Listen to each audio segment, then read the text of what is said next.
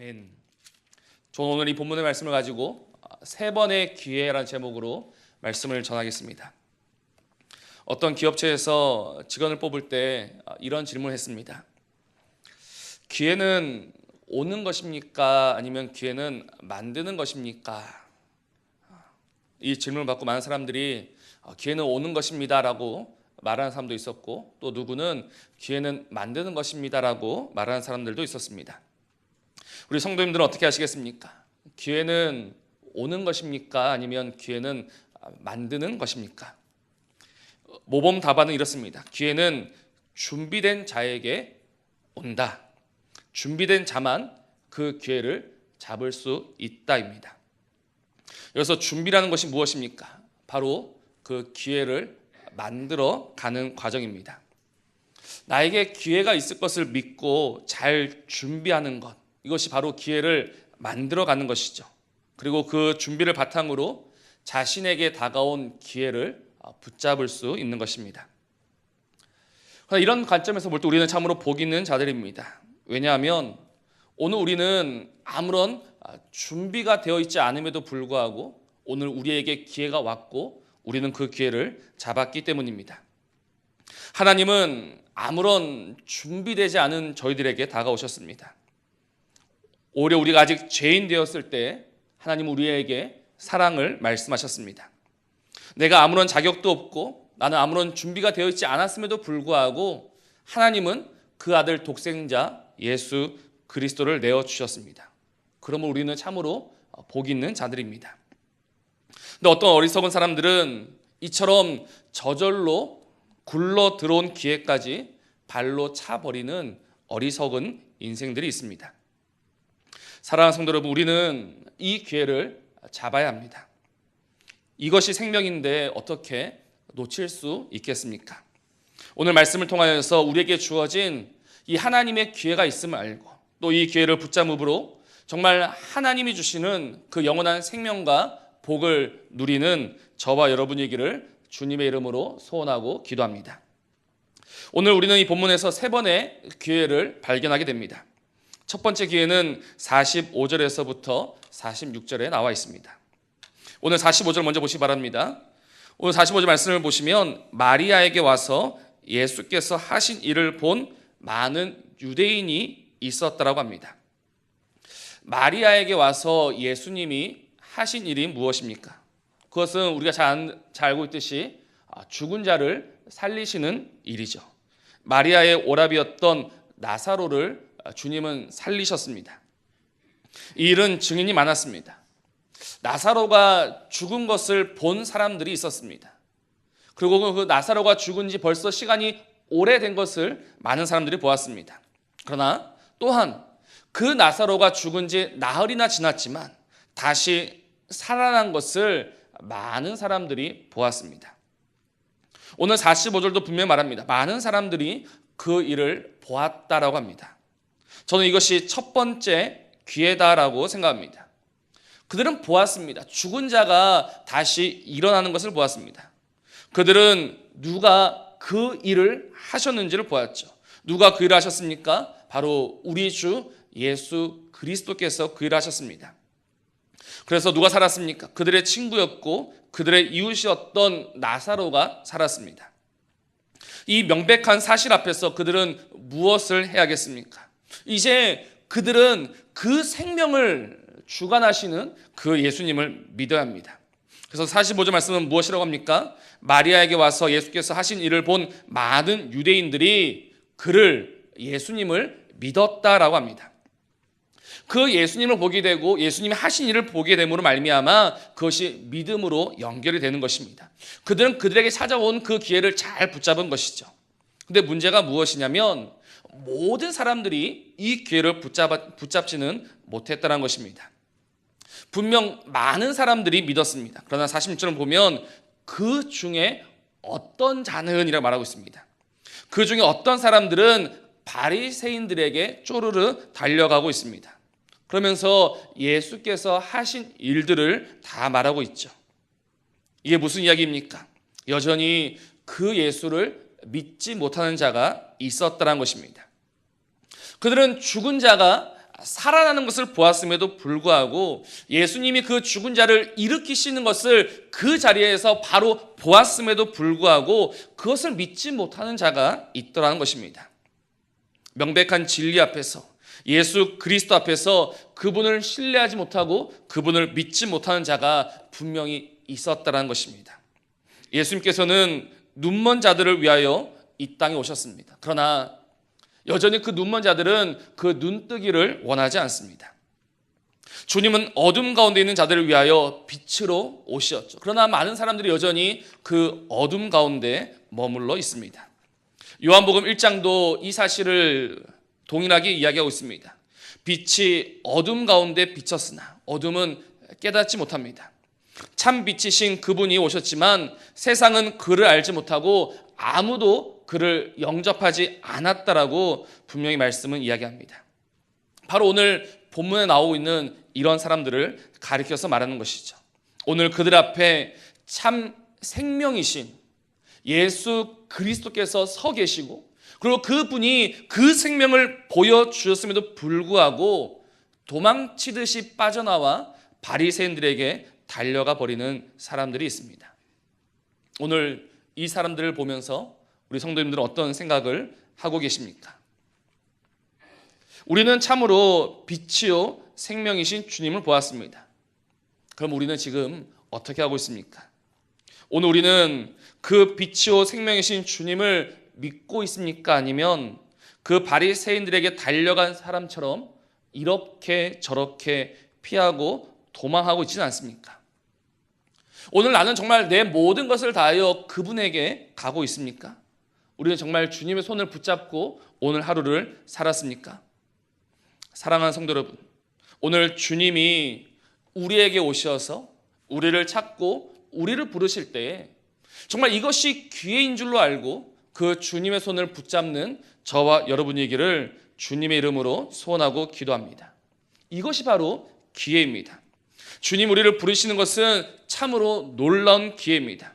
이 기회를 잡아야 합니다. 왜냐하면 이 기회는 계속해서 주어지지 않기에 그렇습니다. 분명 마지막 때에 그 문이 닫힐 날이 있음을 우리는 압니다. 그러니 지금 주님 우리를 찾고 주님 우리를 부르실 때에 우리는 이 기회에 반응해야 합니다. 주님이 이 땅에 오셨을 때 세상은 그를 알지 못하였고 세상은 그를 영접하지 아니하였지만, 그러나 하나님의 약속은 무엇입니까? 영접하는 자, 곧 그 이름을 믿는 자들에게는 하나님의 자녀가 되는 권세를 주신다. 이것이 바로 하나님의 약속입니다. 이것이 하나님의 은혜이며 지금도 여전히 유효한 약속입니다.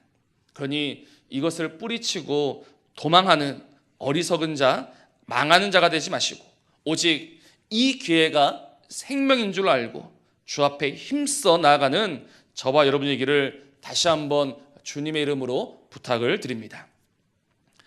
그 다음 두 번째 기회가 무엇입니까? 바로 이어서 나온 말씀이 나오죠.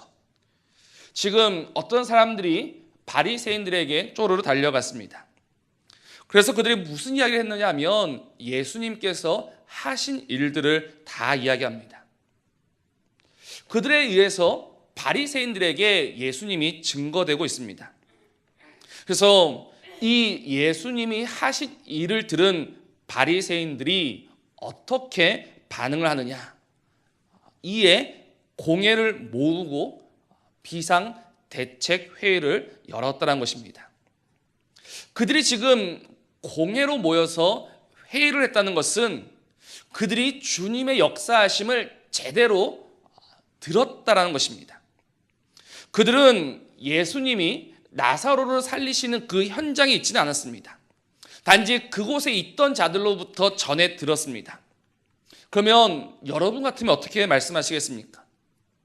죽은 자가 살아났다는 이야기를 듣고 어떻게 하시겠습니까? 많은 사람들은 말도 안 되는 소리라고 그들을 쫓아낼 것입니다. 그들 향해서 너희들이 미쳤다라고 소리 지를 수도 있습니다. 오히려 그런 반응이 더 정상적인 반응이죠.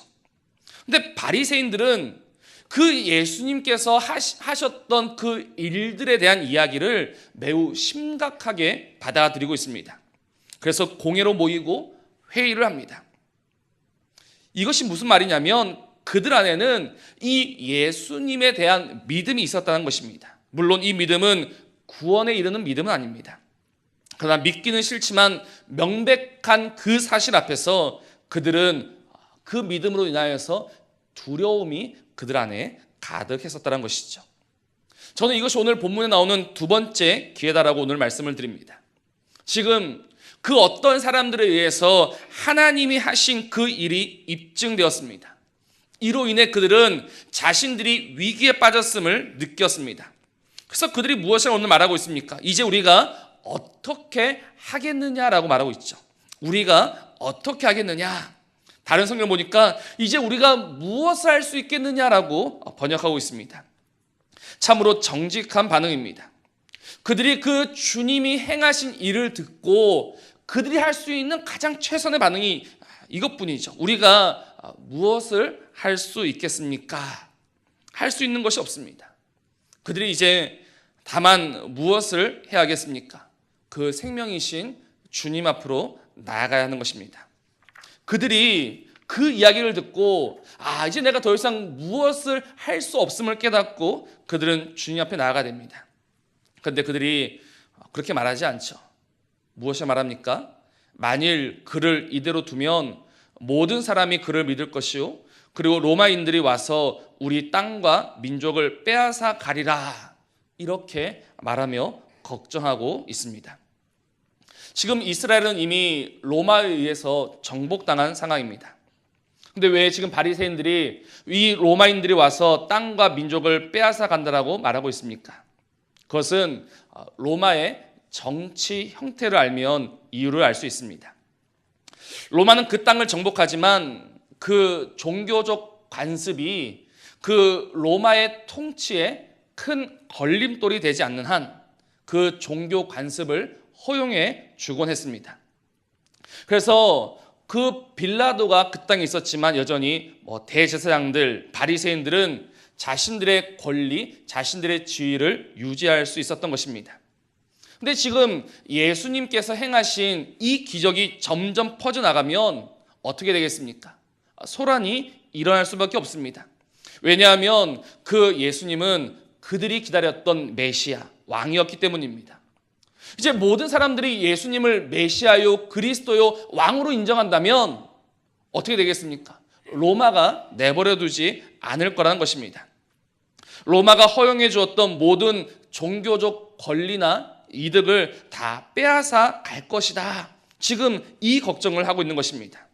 즉, 지금 이 바리새인들은 예수님께서 하신 일, 그 생명의 역사를 들었음에도 불구하고 여전히 자신들이 소유하고 자신들이 누리고 있던 이 땅에 집착하고 있더란 것입니다. 여전히 이 땅에 매여 있습니다. 자신들이 누리고 있던 그 기득권에 목을 메고 있더란 것입니다. 지금 생명의 반응이 요구되는 이 상황, 이 긴급한 상황에서 우리가 이제 무엇을 할 수 있겠느냐?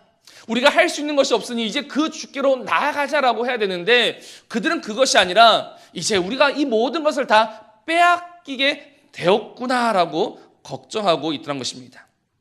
지금 그들은 나라와 민족을 걱정하고 있는 것이 아닙니다. 지금 그들이 아끼는 것은 자신들이 가지고 있던 지위와 명예 그리고 부를 걱정합니다. 그래서 그것 때문에 지금 전전긍긍하고 있는 것입니다. 영원한 생명이 있음에도 불구하고 영원한 것이 그들 앞에 놓여져 있음에도 불구하고 그들은 그 땅에 유한한 것으로 그 영원한 것을 다 놓쳐버리고 말더란 것입니다. 우리도 한번 생각해 봐야 합니다. 오늘 우리는 정말 영원한 것을 바라고 있습니까?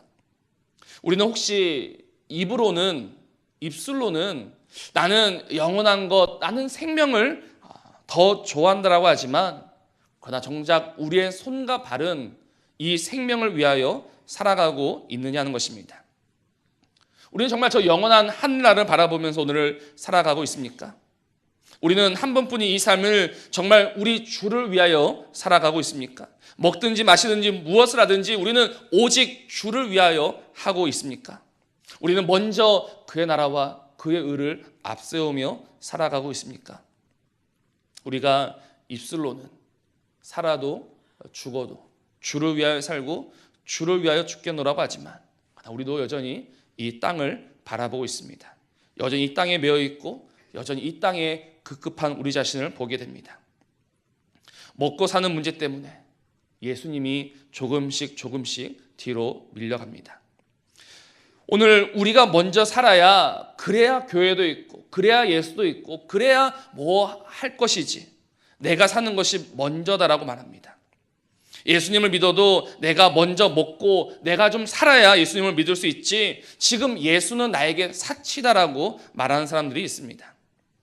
또 이런 사람뿐 아니라 믿음이라는 허울은 있으나 여전히 이 땅에 매여서 살아가는 이들이 있습니다. 이스라엘 민족 가운데 숨어 있었던 아간을 우리는 잊으면 안 됩니다.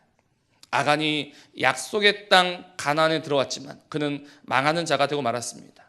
외투 한 벌, 은 200세겔, 금덩이 하나, 그것을 탐하다가 하나님 약속하신 그 좋은 것은 하나도 누리지 못하고 자기와 자기 가족 그리고 자기에게 속한 모든 것이 그 아골 골짜기에 묻히고 말았습니다. 하나님의 종이요 선지자였던 엘리사, 그 엘리사를 수종들었던 게하시는 어떻습니까? 그 게하시가 하나님의 역사를 보았습니다. 그래도 그는 은 2달란트와 옷 2벌에 정신이 팔렸습니다. 그래서 그는 저주를 받았습니다. 가룟 유다는 어떠합니까? 그는 예수님의 제자였습니다. 예수님과 함께 먹고 함께 자던 자가 가룟 유다입니다. 그러나 그 가룟 유다는 예수님을 은 30과 맞바꾸었습니다. 은 30에 하나님을 팔았죠. 그러나 이런 아간, 게하시 그리고 가룟 유다가 오늘 나는 아니다라고 우리가 정말 자신할 수 있습니까? 나는 정말 그들처럼 이 땅의 것이 아니라 오히려 저 하늘을 인하여서 이 땅의 것을 내려놓고 포기하면서 살아가고 있다고 오늘 우리는 자신 있게 말할 수 있습니까? 너무나 안타깝게도 그들처럼 이 땅으로 인하여서 하늘을 버리고 있는 사람이 저와 여러분임을 우리는 오늘 인정해야 합니다. 하늘이 좋다고 말하지만 당장 눈앞에 있는 것 때문에 저 영원한 것을 마다하고 있는 사람들이 저와 여러분입니다. 그러니 어떻게 해야겠습니까? 오늘 우리의 귀에 이 영원한 소망과 생명이 들려졌을 때 그때마다 우리는 믿음으로 결단하고 믿음으로 나아가야 합니다. 내가 저 천국을 놓치지 않겠노라. 내가 저 영생을 가벼이 보지 않겠노라. 이 은혜의 반응과 결단이 우리 안에서 끊임없이 일어나야 하는 것입니다. 한 번 결단하고 한 번 마음 먹고 끝날 문제가 아닙니다. 우리는 언제든지 이 땅에 마음이 빼앗길 것을 알고 그래서 그 주님의 손을 놓을 자가 오늘 우리임을 알고 우리는 끊임없이 결단해야 합니다. 그래서 결국 이 땅과 함께 망하는 자가 아니라 오늘 우리에게 이 기회가 주어졌을 때 그 영원한 생명이신 예수 그리스도 앞으로 나아가는 복 있는 자가 되어야 하는 것입니다. 오늘 이것이 기회입니다. 다시금 이 땅이 아니라 저 영원한 것이 있음을 알려주는 것이 기회입니다. 그러니 이 말씀을 통하여서 다시 한번 거룩한 결단, 복된 결단이 있기를 주님의 이름으로 소원하고 기도합니다. 마지막으로 오늘 본문에서 나오는 세 번째 기회는 무엇입니까? 오늘 우리는 그 기회를 대제사장 가야바의 말을 통하여서 확인할 수 있습니다. 오늘 가야바가 일어나서 이렇게 이야기합니다. 너희가 아무것도 알지 못하는도다라고 이야기하고 있죠. 무엇을 알지 못합니까? 50절에 이렇게 말씀합니다. 한 사람이 백성을 위하여 죽어서 온 민족이 망하지 않게 되는 것이 너희에게 유익한 줄을 생각하지 아니한도다라고 합니다. 지금 이 대제사장 가야바의 말이 어떤 의미입니까? 굉장히 명료한 말입니다. 한 사람만 죽으면 된다는 말입니다. 한 사람만 죽으면 이 민족이 산다는 것이죠. 사실은 이 한 사람만 죽으면 자신들이 산다는 말입니다. 그러니 가야바의 말이 무슨 말이냐면 여기서 지금 이렇게 고민하고 주저앉아 있을 것이 아니라 지금이라도 그 예수를 죽이자라는 말입니다. 그 예수만 죽으면 다 해결될 것을 왜 고민하고 있느냐라고 말하고 있는 것이죠. 이것이 바로 대제사장 가야바의 말입니다. 그래서 53절에 뭐라고 합니까? 이 날부터는 그들이 예수를 죽이려고 모의하니라라고 합니다. 이제 어떻게 그러면 이 예수를 죽일까 본격적으로 음모를 짜기 시작했다는 것입니다. 그런데 오늘 우리가 눈여겨봐야 될 부분은 51절과 52절입니다. 지금 대제사장 가야바가 죽이자, 그래서 지금부터 계획을 짰다, 이렇게만 말씀은 됐는데 51절과 52절이 들어있습니다. 이 말씀을 다시 한번 읽어드립니다. 이 말은 스스로 함이 아니요 그 해의 대제사장이므로 예수께서 그 민족을 위하시고 또 그 민족만 위할 뿐 아니라 흩어진 하나님의 자녀를 모아 하나가 되게 하기 위하여 죽으실 것을 미리 말함이러라. 지금 가야바가 내뱉은 말은 예수님을 죽이라는 명령이었습니다. 예수만 죽으면 다 해결될 것인데 왜 고민하고 있느냐, 이 말이었죠. 근데 요한은 그 대제사장 가야바의 말을 어떻게 해석하고 있느냐면 그 가야바의 말은 스스로 한 말이 아니다라는 것입니다. 오히려 하나님이 그 제사장 가야바의 입술을 통하여 그 예수 그리스도의 대속의 죽음을 보여주셨다라고 사도 요한은 해석하고 있는 것입니다. 즉 가야바는 한 사람이 죽음으로 이제 모든 문제가 끝날 것이다라고 말했지만 오히려 그 가야바의 말은 하나님의 구원 역사와 계획이 담겨있는 놀라운 말이었던 것입니다. 그의 말처럼 한 사람이 죽어서 백성이 망하지 않게 되는 하나님의 은혜와 하나님의 신비가 담겨 있다라고 오늘 이 본문이 우리에게 말하고 있는 것입니다. 그들은 그저 예수를 죽이려 했으나 사실 이 예수의 죽으심은 하나님에 의해 계획되었고 하나님은 이 예수의 죽음으로 말미암아 모든 사람을 살리고자 하신다라고 사도 요한이 이 대제사장 가야바의 말을 해석하고 있는 것입니다. 그렇기 때문에 이 본문은 오늘 저와 여러분에게 분명한 세 번째 기회를 주고 있습니다. 잘 생각해 보십시오. 그 자리에 있던 가야바와 다른 바리새인들은 지금 자신들이 무슨 말을 하고 있는지 모릅니다. 그저 빨리 예수님을 죽이고 모든 것을 끝내자, 이것이 그들 대화의 전부였습니다. 하지만 요한은 그 대화 이면에 숨어 있는 하나님의 놀라운 구원의 계획을 우리에게 말하고 있습니다. 가야바의 그 어리석은 결론 안에는 오히려 하나님의 은혜와 하나님의 신비가 담겨져 있다. 오히려 이 안에는 우리를 살리고자 하는 하나님의 구원의 계획이 담겨져 있다. 너희들은 지금 이 두 가지를 다 듣지 않았느냐? 가야바의 어리석은 말을 들었고 또 지금 나를 통하여서 하나님의 구원의 계획을 들었지 않느냐? 가야바의 말도 들었고 또 하나님의 마음도 알게 된 너희들은 이제 어떻게 하겠느냐는 것입니다. 끝까지 예수를 죽이려고 모의할 것인가? 아니면 이제 그 하나님을 알고 하나님에게로 돌아올 것인가? 이제 선택은 너희의 몫이라고 요한은 우리에게 주사위를 넘겨주고 있습니다. 사랑하는 성도 여러분, 오늘 우리의 귀에 복음이 들렸습니다. 하나님이 하신 일들이 증거되었습니다. 보여졌습니다. 어떻게 하시겠습니까? 이제 어떻게 반응하시겠습니까?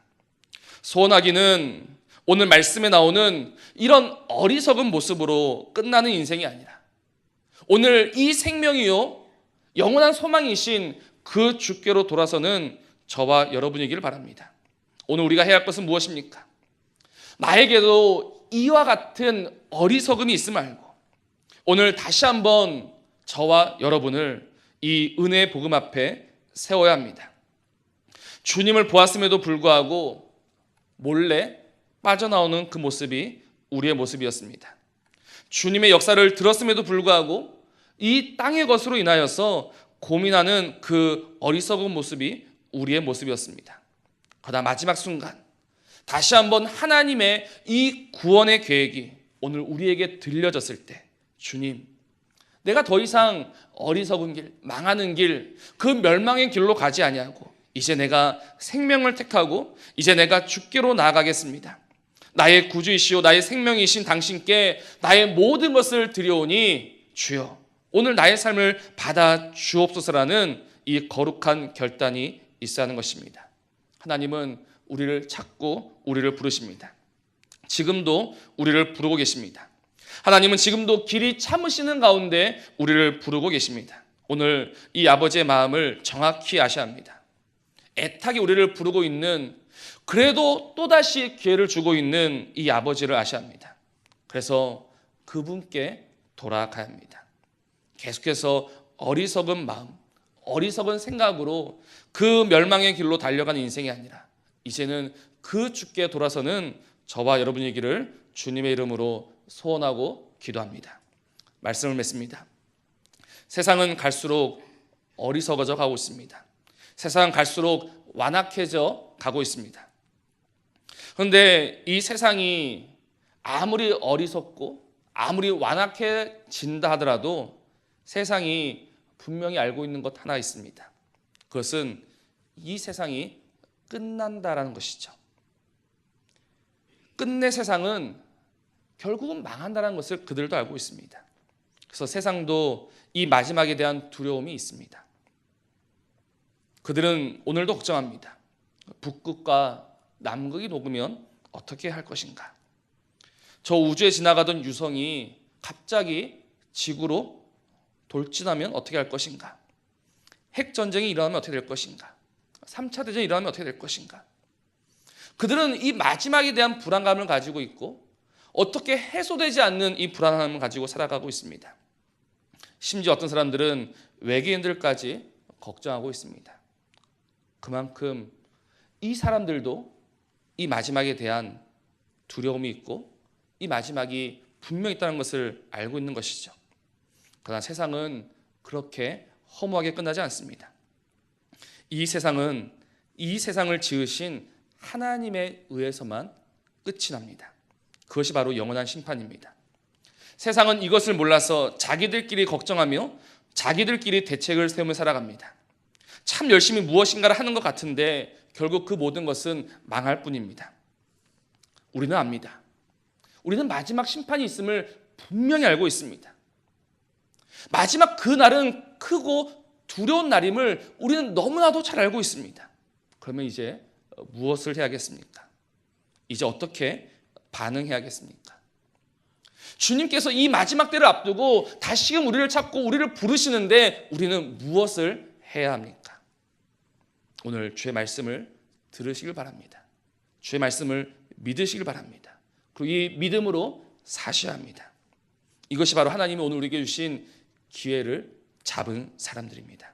오늘 이 기회를 놓쳐서 또다시 어리석은 길로 달려가지 마시고 오늘 이 기회를 붙잡고 다시금 주에게로 돌아서서 마지막 그날을, 크고 두려운 그날을 기쁨과 감사와 찬송과 영광의 그날로 능히 바꾸는 저와 여러분이기를 주의 이름으로 부탁을 드립니다. 오늘 그 마지막을 위하여서 이 믿음으로 기도하며 말씀 들으며 오직 그 하나님의 말씀 따라 살아가는 저와 여러분이기를 주님의 이름으로 소원합니다.